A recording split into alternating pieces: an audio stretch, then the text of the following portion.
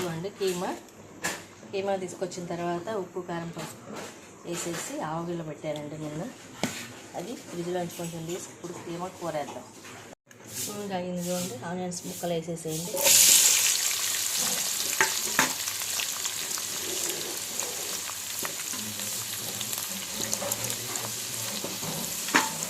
ముక్కలు మంచిగా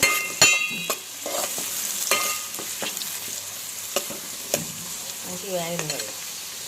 కొంచెం కరివేపాకు కూడా వేద్దామండి. కొంచెం పసుపు,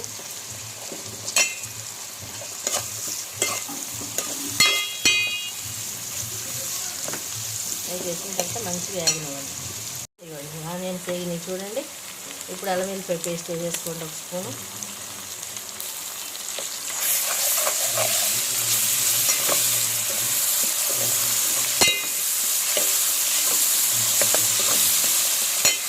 అల్లం వెల్లిపాయ పేస్ట్ కొంచెం నూనె వేగిన తర్వాత ఈ కీమా వేసేసుకోండి.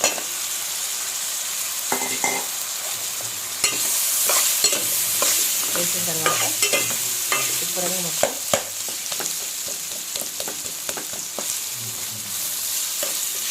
కలిసేదాక మొత్తం మిక్స్ చేయండి.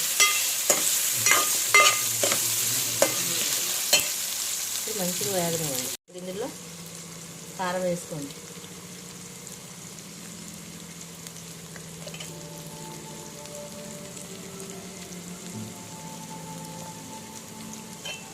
ఒక స్పూన్ కారం,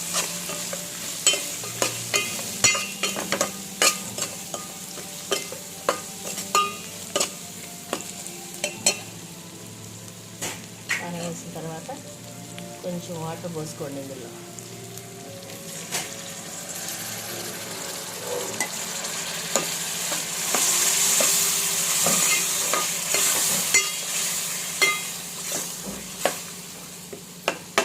కొంచెం లో ఫ్లేమ్లో పెట్టుకొని మంచిగా ఉడకనివ్వండి. దీన్ని ఇప్పుడు మంచిగా కలపండి.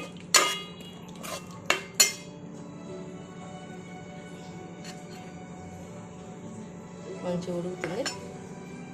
దీని మీద ఇప్పుడు మంచి ప్లేట్ పెట్టేస్తాం. ఇప్పుడు ఇందులో మసాలా పొడి కూడా వేసుకోండి.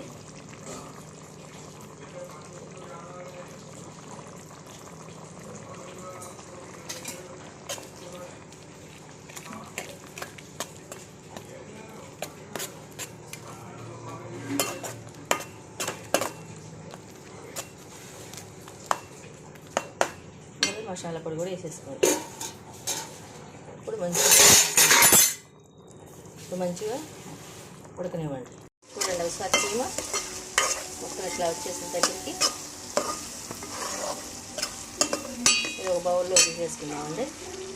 ఇదిగోండి కీమా ఇట్లా బౌల్లో తీసేసుకున్నాను. కొంచెం ఉప్పు చూద్దాం ఇప్పుడు.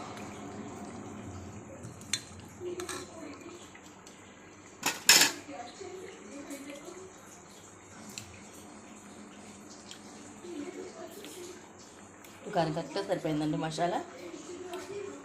కీమా ఇట్లా రెడీ చేసేసుకున్నాం కదా, టేస్ట్ చేయండి. Keema curry ready.